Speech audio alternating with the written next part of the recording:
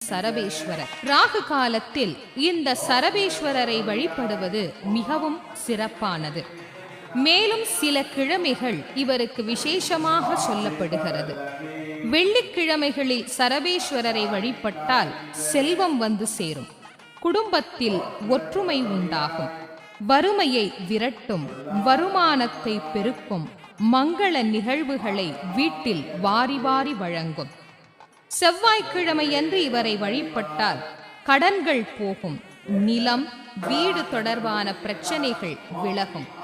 ஞாயிற்றுக்கிழமை இவரை வழிபட்டால் பிறரால் உண்டாகக்கூடிய துன்பங்கள், கிரகதோஷங்கள் ஆகியவை நீங்கி இன்று பலரும் பயந்து கொண்டிருக்கிற பில்லி, சூனியம், ஏவல், செய்வினை இது போன்ற அத்தனையும் நீக்கி இன்பத்தை தரக்கூடியவர். இவரை சில நட்சத்திரங்களிலும் நாம் வழிபடலாம்.